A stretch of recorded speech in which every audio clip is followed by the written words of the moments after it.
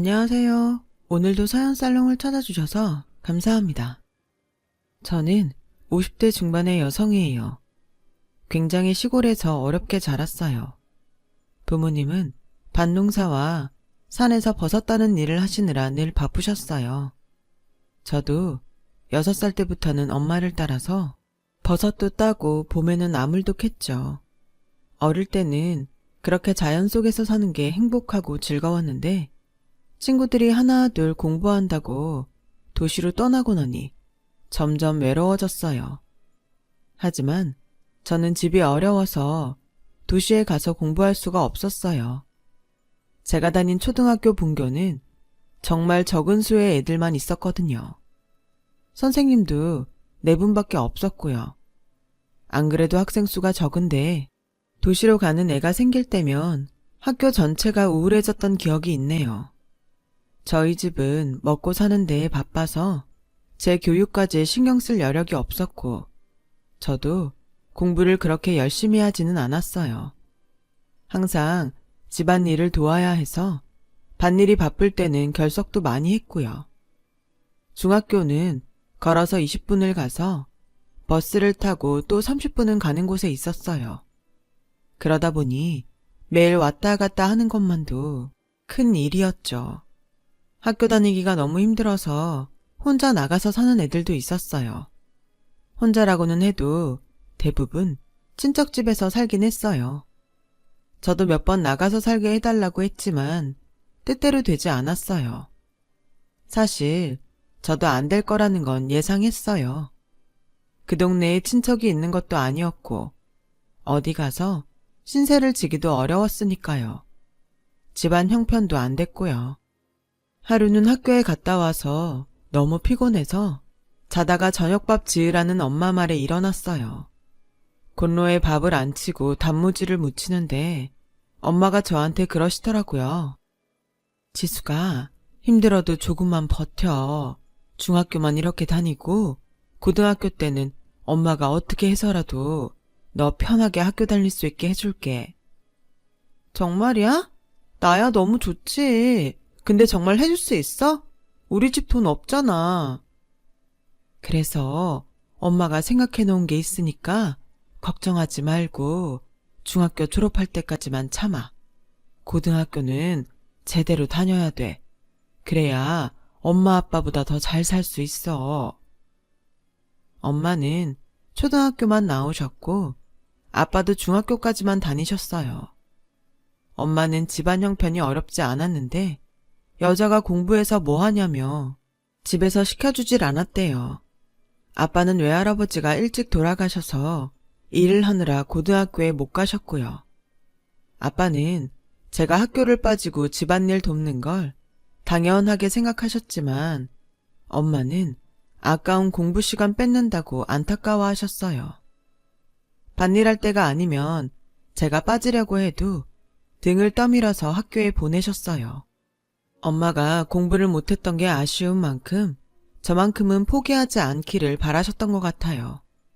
그때의 저는 엄마의 마음을 다 헤아리지는 못했지만 제가 엄마 아빠보다 더 잘 살기를 바라는 마음은 충분히 느껴졌어요. 저는 더 이상 불평하지 않고 학교를 다녔고 고등학교에 가자 엄마는 약속대로 제가 도시에 머물 수 있게 방을 얻어주셨어요. 도시라고는 하지만 서울과는 비교도 안 되게 작은 곳이었어요. 그런데도 저는 모든 게 다 크고 넓게만 느껴졌고 온통 신기한 것들로 가득했어요. 엄마는 제가 초등학교 때부터 들었던 적금을 깼다고 하셨어요. 이런 나를 위해서 내가 조금씩 모아뒀던 거야. 네가 고등학교라도 나오려면 언젠가는 필요할 것 같더라고. 생각보다 돈이 많이 모아지진 않았어도 네 쓸방은 얻을 수 있어서 다행이다. 엄마, 진짜 고마워. 나 놀지 않고 공부 열심히 할게. 주말마다 집에 와서 엄마 아빠도 잘 도울게. 아빠는 제가 집을 떠나서 공부하는 걸 그렇게 좋아하진 않았지만 반대하지도 않으셨어요. 근처에 먼 친척이 있어서 저를 봐줄 수 있어서 괜찮겠다고도 하셨고요. 또 전보다 형편이 좀 나아져서 저희 집도 바쁠 때에는 사람을 쓸 수 있게 됐어요. 그 덕분에 저는 학교 생활에 완전히 집중할 수 있었어요. 밥 멜 걱정이나 산에 가서 버섯 딸 일을 생각하지 않아도 되니 얼마나 홀가분하고 좋았는지 몰라요. 그런 만큼 엄마가 정말 많이 힘들었겠구나 하는 생각도 많이 하게 되었죠. 그래서 주말에 집에 가면 제가 먼저 나서서 부엌 일을 도맡아 했습니다. 집 떠나면 다 효자가 된다고 하는데 저도 그랬던 것 같아요. 학교 생활은 정말 재미있었어요. 고3이 되니까 대학에 갈 아이들과 취직할 아이들로 갈라지게 됐고 저는 취직하는 쪽을 선택했어요. 명문대에 갈 정도의 성적은 아니었고 서울에 있는 대학에 갈 수는 있을 정도의 성적이었어요. 선생님은 아까워했지만 저는 얼른 돈을 벌고 싶었거든요. 저는 학교 선생님의 추천으로 작은 회사의 격리 보조로 취직하게 됐어요. 엄마 아빠는 제가 졸업도 하기 전에 취직이 결정됐다고 엄청 좋아하셨어요. 아빠는 엄마가 무리해서 절 학교 보낸 보람이 있다고 하셨죠. 부모님이 좋아해 주시니까 저도 더 들떴어요. 회사에 들어가서 사회생활을 한다고 생각하니 벌써 어른이 된 것 같았거든요. 학교를 졸업하던 날, 엄마는 제 손을 잡고 지수가 회사에 들어가서 적응되면 그 다음에는 야간 대학이라도 갈 생각해봐. 힘들었지만 고등학교 졸업하니까 좋은 일자리가 생겼잖아. 대학 졸업하고 나면 더 좋은 데 갈 수 있고 네가 하고 싶은 일도 할 수 있을 거야. 엄마 아빠가 지금 대학까지 보내주지 못해서 미안하다. 그래도 엄마 말 명심해. 네 삶은 네가 바꿀 수 있는 거야. 알았지? 저는 알겠다고 했어요. 하지만 회사에 다녀보니 일을 하면서 학교에 다닌다는 게 보통 각오로 되지 않는다는 걸 깨달았어요. 처음 몇 달은 적응하느라 정신이 없었고 그 다음은 피곤이 쌓여서 일이 끝나면 아무것도 하기 싫어지더라고요. 그래서 2년 정도는 공부할 생각은 접고 회사만 다녔어요. 격리 보조라고 하지만 격리일보다는 잡심부름이나 다른 직원들 뒤치다거리가 더 많았어요. 시간이 흐르면서 나는 언제 일다운 일을 해보나 하는 마음에 제 현실이 답답해지더라고요. 저는 그제야 용기를 내서 야간대학에 원서를 내기로 했어요. 모아놓은 돈도 있고 엄마 말씀처럼 대학 졸업장이 있으면 지금보다는 더 나은 일을 할 수 있을 거란 생각이 들었거든요. 그때부터 회사가 끝나면 학교에 가서 공부하는 생활을 시작했고 몇 년간 고생 끝에 저는 경영학과 졸업장을 받았어요. 그러면서 전산회계 업무 자격증도 같이 땄고 그 덕인지 저는 중소기업 회사에 격리로 들어가게 됐죠. 거기서 남편을 만나게 됐어요. 그 사람은 저희 회사가 물건을 납품하는 대기업 직원이었어요. 직급도 팀장이고 능력 있는 사람이었어요. 저는 그 남자의 능력에 반했고 그 사람은 제가 뭐든 적극적으로 일하는 모습이 매력 있다고 하더라고요. 남자는 아버지가 일찍 돌아가셨고 어머니는 지방대 교수였는데 지적이고 고상한 모습이 참 좋아 보였어요. 나이도 많지 않으신데 공부를 하면서 아이를 키웠을 걸 생각하니 존경심도 들더군요. 혹시라도 제 학벌을 가지고 뭐라고 하진 않을까 걱정도 했어요. 하지만 큰 문제 삼지 않아서 남자와 결혼할 수 있었습니다. 그런데 시어머니는 집안 큰 행사 자리에 절대 저를 부르지 않았어요. 항상 남편만 혼자 갔다 오곤 했거든요. 아무래도 시댁 모임은 저한테 어려운 자리라서 처음엔 속으로 좋아했는데 시간이 갈수록 뭔가 석연치 않은 게 느껴졌어요. 하루는 시어머니가 왜 중요한 행사에 저를 안 부르는지 남편을 붙잡고 꼬치꼬치 캐물었어요. 우리 친척들이 전부 고학력자에 직업도 좋은 사람들이 많거든. 엄마가 비교된다고 중요한 일에는 부르지 말라고 하셨어. 내가 기죽을까봐 신경 써서 그러는 거야? 그런 거면 난 괜찮아. 아무리 내가 모자라도 그래도 당신한테 아내고 며느리인데 중요할 때마다 빠지고 일도 안 하면 다들 뭐라고 하겠어. 라고 하자 남편은 더듬으면서 겨우 하는 말이 그게 사실은 너랑 결혼하는 조건이 그거였어. 집안 중요한 행사에 부르지 않는 거. 그냥 조용히 나하고만 살라는 거였어. 뭐라고? 어떻게 그런 약속을 할 수가 있어? 이건 너무하잖아. 내가 창피하다는 거야? 그리고 그런 일을 왜 말 안 했어? 네가 이럴까봐 말 안 한 거야. 지금도 봐. 너 이렇게 방방 뜰 게 뻔한데 어떻게 말을 하냐? 그것뿐이 아니었어요. 시어머니는 집에 제 친구들도 부르지 말라고 하셨다더라고요. 저랑 친구면 수준도 비슷할 테니 그런 사람들 드나들게 하지 말라고 했다나요? 너무 속이 상했지만 어디 하소연할 데도 없었어요. 친정에 말하면 부모님 마음만 아프실 테고 친구들한테도 창피해서 말을 꺼내지 못했죠. 안 그래도 집들이 때 남편이 친구들은 부르지 말자길래 그것도 제 생각해서 힘들까봐 그런 줄 알았는데 다 이유가 있었던 거예요. 저는 이런 결혼 생활을 해야 되는 건지 며칠 동안 잠도 못 자고 입맛도 없을 만큼 고민했어요. 시어머니가 지금은 나한테 편견이 있어서 저러지만 내가 잘하면 인정해주지 않을까 하는 생각이 들더라고요. 마침 시어머니 생신이 돌아오고 있었어요. 저는 새벽같이 일어나 시장에 가서 싱싱한 재료들을 사다가 정성껏 전을 부치고 잡채와 갈비찜도 만들었어요. 마침 엄마가 보내주신 꿀이 있어서 그것도 포장을 했죠. 전부 보자기에 싸놓고 보니 두 손이 모자랄 지경이었어요. 끙끙대며 그것들을 들고 시댁에 갔더니 저를 본 시어머니 얼굴이 험악해졌어요. 너 지금 여기가 어디라고 오는 거야? 그것들은 다 뭐고? 어머니 오늘 생신이시잖아요. 제가 음식 몇 가지 해봤어요.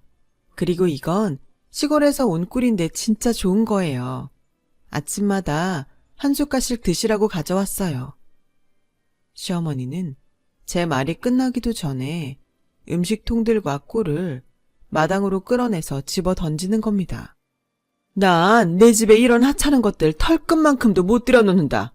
감히 너 따위가 내가 먹을 음식을 만들어? 뭐? 시골에서 온 꿀? 난 백화점에서 수입한 꿀 아니면 쳐다도 안 보는 사람이야. 네가 지금 날 뭘로 보고 이딴 걸 가져온 거냐? 지금 손님들 앞에서 날 망신 주겠다고 작정한 거지? 정말이지 수찬이 얘는 왜 이런 근본 없는 것하고 결혼을 한다고 했나 몰라. 어떻게든 뜯어 말렸어야 되는데 괜히 점쟁이 말에 홀려서는 되도 않는 애를 들여서 이런 꼴을 다 보고 아우 속상해. 시어머니는 저와 남편의 결혼을 반대하다가 결국 점을 보러 갔고 거기서 저와 결혼하면 남편도 자기도 잘 되고 집안이 핀다고 해서 반신반의하며 결혼을 허락했던 거였어요. 대신 저를 집안 중요한 자리에 부르지 않기로 했던 거예요. 그 중요한 자리에 시어머니 생신도 포함됐다는 걸 저는 몰랐죠. 대학 교수직이나 되는 사람이 점쟁이 말을 듣고 결혼을 시켰다는 것도 어이가 없었어요. 비참했지만 버려진 음식들은 그렇다 치고 엄마가 보내주신 꿀병은 하수구 구멍 있는 데까지 굴러갔더라고요. 그걸 구하려고 고생하셨을 엄마를 생각하니 눈물이 왈칵 쏟아졌어요. 그날 밤 집에 온 남편은 저를 위로하기는커녕 오히려 화를 내더군요. 아니, 거기가 어디라고 가? 내가 가자는 말 안 했으면 가질 말아야지. 왜 시키지도 않은 짓을 해서 사람 곤란하게 만들어? 오늘 엄마가 얼마나 속상했는 줄 알아? 좋은 날인데 기분 완전 잡쳤다고. 당신은 내 생각은 안 해? 내가 하루 종일 장보고 음식하느라고 얼마나 고생을 했는데 아무리 내가 마음에 안 들어도 그렇지 사람 정성을 그렇게 무시해도 되는 거야? 우리 엄마가 원래 길바닥에서 파는 걸로는 보리차도 안 끓이는 분이야. 재료 하나에도 얼마나 신경을 쓰시는데 어디서 난 건지도 모르는 그런 걸로 만들었으니 오죽하겠어? 안 그래도 당신한테 슬슬 채소 하나라도 백화점에서 사라고 말하려던 참이었는데 결국 이런 사단이 났네. 차라리 나한테 물어보지 그랬어. 아참, 그리고 무슨 꿀도 가져갔다며? 시골에서 온 거 설탕 먹인 가짜가 천지인데 그걸 선물로 가져가? 우리 엄마를 뭘로 보고? 그 말 들으니까 진짜 나도 기분 나쁘더라. 당신이야말로 우리 엄마를 뭘로 보고 그렇게 말을 해. 그 꿀 정말 귀한 거야. 내가 어릴 적부터 뵌 아저씨가 직접 채취하신 야생꿀이라고. 그렇게 저와 남편은 밤새 싸웠고 남편은 새벽같이 집을 나가서 하루 종일 연락도 하지 않았어요. 너무 충격을 받아서 하루 종일 일도 손에 안 잡히는데 시어머니가 갑자기 들이닥쳤어요. 시어머니는 들어오자마자 코를 막으며 인상을 찌푸렸어요. 아우, 키키한 냄새. 이게 대체 무슨 냄새야? 아니, 저게 뭐야? 청국장이냐? 네, 저희 친정엄마가 보내주신 거예요. 아우, 내가 못 살아 정말. 너 니네 친정엄마가 보낸 거 아니면 먹고 살 게 없니? 왜 저런 냄새를 집에서 풍겨? 당장 치우지 못해? 그리고 너 수찬이한테 그 꿀이 무슨 야생꿀이라는 둥 그러면서 애를 쥐잡듯 했더라? 하룻밤새 애 얼굴이 반쪽이 돼서 들어오는데 내가 얼마나 놀랐는지 알아? 그이가 어머니한테 갔어요? 저랑 싸우고 나서 간 데가 시댁이라니 정말 어이가 없었어요. 게다가 저랑 있었던 일을 다 얘기한 모양이었어요. 너는 네가 살던 데니까 아무렇지 않을지 몰라도 우린 아니다. 집에서 키우는 개한테도 안 주는 것들을 갖고 와서 우리를 모욕해놓고 적반하장도 유분수지. 그래서 내가 곰곰이 생각을 해봤는데 이건 아무래도 아닌 것 같다. 이 결혼 없던 일로 하자. 네? 아니 어머니, 제가 음식 한번 해갔다고 어떻게 그런 말씀을 하세요. 이혼이라뇨. 그리고 그런 일은 저랑 그 사람이 정하는 거지 어머니가 하실 말씀은 아니잖아요. 이거 봐. 어디서 버릇없이 말대답이나 하고? 우리 니네랑 달라서 집안 어른들 말씀을 중시하는 사람이야. 어린이 결정을 내렸으면 따라야지. 어디서 굴러먹다 온지도 모르는 걸 데려와서 집안 꼴하며 이게 뭔지 몰라. 내가 그 돌팔이 점쟁이한테 완전 속았어. 아무튼 너 당장 짐 싸서 일단 이 집에서 나가 있어라. 조만간 우리가 서류 준비해서 보낼 테니까 그렇게 알고 있어. 남편한테 전화해서 물어봤지만 돌아오는 말은 같았어요. 내가 일생일대의 실수를 한 것 같아. 결혼이라는 걸 그렇게 한순간 감정에 결정하는 게 아니었는데 그땐 내가 뭐에 씌었었나 봐. 우리 서로 자란 환경도 그렇고 안 맞는 게 너무 많은 것 같아. 차라리 빨리 끝내는 게 서로한테 더 도움되는 일 아니겠어? 깔끔하게 헤어지자. 결국 저는 쫓겨나듯이 집을 나왔어요. 집에 돌아가자니 부모님이 너무 속상해할 것 같아서 며칠을 여관방에서 혼자 지냈죠. 그런데 시댁에서 친정으로 서류를 보내는 바람에 부모님도 다 알게 되셨고 엄마는 어떻게 저를 찾아오셨어요. 네 친구 경희가 너 여기 있다고 하더라. 왜 혼자 여기 이러고 있어? 집에 와야지. 저는 엄마의 따뜻한 말에 그만 통곡을 하고 말았어요. 정말 그때 두고 보자는 마음이 생겨서 이를 악물고 다시 공부를 하기 시작했어요. 우선 제 대학 성적으로 들어갈 수 있는 학교 경영학과에 편입을 했고 거기서 1등으로 졸업하면서 서울에 있는 대학교 대학원에 갔습니다. 집안 야강대학에서 편입한 4년대 대학을 1등으로 졸업하기 위해 정말 미친 듯이 공부를 했어요. 그리고 대학원을 좋은 성적으로 졸업하면서 미국으로 유학을 가게 되었어요. 장학금을 받아서 갔지만 생활비는 부족할 때가 많았어요. 그래도 진짜 정말로 꼭 뭔가 되고 말겠다는 일념으로 그 생활을 버텨냈어요. 박사과정을 5년에 끝내는 사람들도 있었지만 절반 이상은 5년을 넘겨서 7년도 걸리고 8년 만에 마쳤거든요. 저는 5년 안에 박사를 따지 않으면 나머지 등록금을 낼 돈이 없었기 때문에 죽기 살기로 공부를 했고 결국 5년 만에 경영학 박사학위를 받을 수 있었어요. 그 사이 많은 일들도 있었죠. 아버지는 돌아가셨고 엄마가 홀로 저를 기다리고 계셨어요. 저는 대학원을 나온 대학에서 강사로 일을 시작했어요. 그러면서 대기업 경영연구소와 함께 경영 전략도 짜고 논문 발표도 열심히 했죠. 학교에서는 그런 저를 신뢰하게 됐고 저는 5년 후에 정식 교수로 임용되었어요. 그날 엄마께 커다란 꽃다발을 안겨드렸어요. 엄마가 나한테 공부하라고 하지 않았으면 이렇게 될 수 없었을 거야. 이건 다 엄마가 만든 거야. 엄마, 고마워요. 네가 열심히 살았으니까 훌륭한 사람이 된 거지. 엄마는 아무것도 못 해줬는데 이렇게 잘 살아줘서 엄마가 고마워. 이상하게 그렇게 좋은 날 엄마와 저는 시댁에서 쫓겨났던 때가 떠올라 또다시 눈물을 흘렸어요. 그때는 인생 가장 밑바닥까지 내려가서 너무 비참했는데 여기까지 오게 되니 정말 꿈만 같더군요.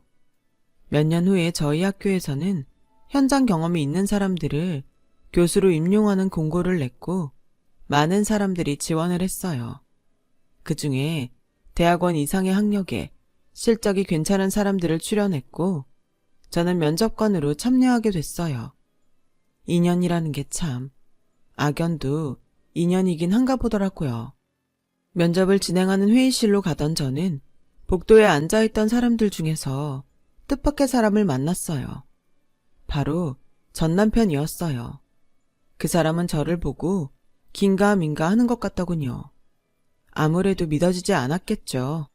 지방 야간대학을 나왔다고 자기 집에서 쫓겨난 사람이니까요. 하지만 면접을 보러 들어와서 제 이름을 보더니 눈이 휘둥그레졌고 그 사람은 질문에 제대로 대답도 못하고 버벅대다가 면접을 끝내고 말았어요. 면접이 끝나고 나오는데 저 남편이 저를 기다리고 있더군요. 정말 많네. 어떻게 이런 일이 다 있지? 라는데 저는 아무 말도 하지 않고 그 사람을 지나쳤어요. 그러자 전 남편은 저를 붙잡고서 내가 원래는 준비도 많이 하고 아까 질문에도 다 대답할 수 있었거든? 근데 너무 놀라서 잠시 당황했던 것 같아. 그러니까 나 다시 한번 기회 줄 수 없을까? 그렇게 말 좀 해줘. 강수찬 씨, 여기가 애들 장난하는 데예요? 면접을 다시 보게 해달라는 억지가 어디 있어요? 끝난 건 어쩔 수 없는 거고 그것도 다 강수찬 씨 실력이에요. 자신이 그 정도밖에 안 되는 거니까 자신이나 돌아보세요. 이러지 말고 한 번만 봐줘. 아는 사람 좋다는 게 뭐야. 나 이 기회를 얼마나 기다리고 있었는데 이대로 끝낼 수는 없어. 저희도 강수찬 씨 편의만 봐드릴 수 없습니다. 그러면 다른 사람들하고 형평성에 어긋나잖아요. 자꾸 이러면 청탁으로 알고 보고할게요. 라고 하자 전 남편은 그제야 물러났어요.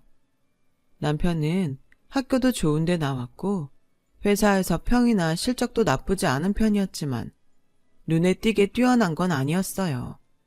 거기다 면접을 망쳐서 점수가 낮아 떨어질 수밖에 없었죠. 그런데 발표가 난 직후에 전 남편과 시어머니가 저를 찾아왔어요. 네가 예전 일로 사적인 감정 때문에 우리 수찬이를 떨어뜨린 것 같아서 내가 문제 제기를 하려고 왔다. 라는데 여전히 저를 깔보는 표정으로 보더라고요. 이 일을 제대로 해명하지 않으면 나는 학교 측에 정식으로 문제 제기하고 언론에 이 사실을 알릴 거니까 그렇게 알아라. 나 지금은 우리 학교 명예교수야. 언론에서 내 말을 무시할 수 있을 것 같아? 라는 시어머니 옆에 전 남편은 의기양양한 표정으로 서 있었어요. 옆에서 보던 조교가 듣다 참지 못하고 할머니, 어디 와서 이런 행패를 부리시는 거예요? 저희 대학을 뭘로 보시고 그런 말씀을 하세요? 그리고 저희 교수님, 미국 대학에서도 알아주는 분이셨어요. 우리 학과장님이시라고요. 당장 사과하세요. 그러자 시어머니와 전 남편은 표정이 싹 바뀌었어요. 시어머니는 그제야 학과장이라는 제 명패를 받고 굉장히 당황했어요. 아무리 그래도 자기 감정 제대로 다스리지 못할 수도 있죠. 우리 수찬이가 떨어진 거 보면 뭔가 장난질 친 게 분명하다고. 뭔가 했죠. 우리의 점수 장난쳤죠? 라며 더듬더듬 저한테 존댓말을 쓰는 시어머니를 보니 웃음이 나왔어요. 정 그러시면 제가 채점표 보여드릴게요. 그나마 점수는 제가 제일 괜찮게 줬거든요. 저는 시어머니와 전 남편한테 채점표를 보여줬죠. 그걸 본 두 사람은 얼굴이 빨개지더니 어쩔 줄 몰랐어요. 대부분의 교수들이 전 남편한테 가장 낮은 점수를 줬거든요. 할머니, 여긴 할머니가 있던 그런 작은 대학하고는 수준이 달라요. 누구 말 한마디 때문에 떨어뜨리는 데가 아니라고요.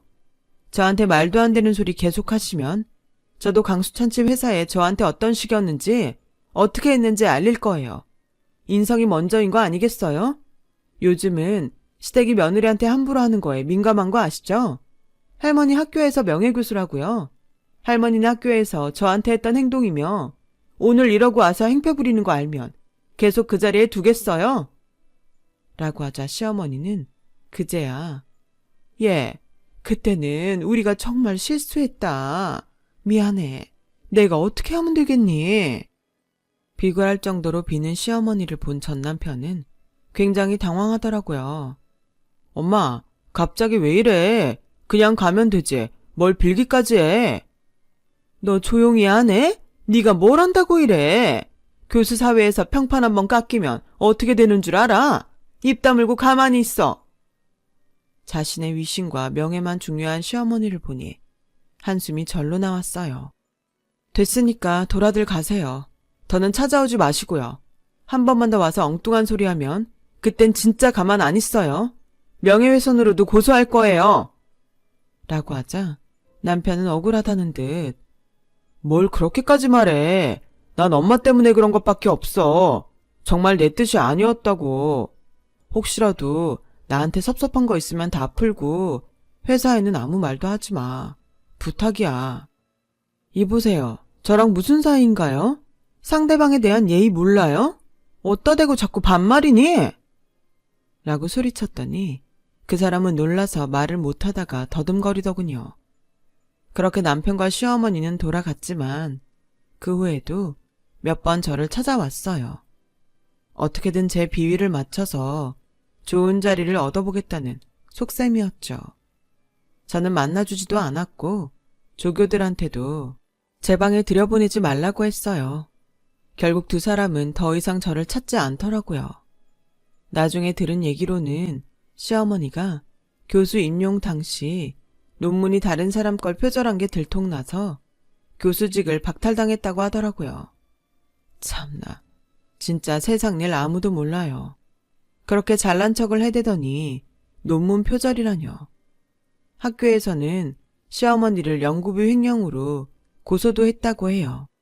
전 남편은 회사에서 정리해고 때 쫓겨났고요.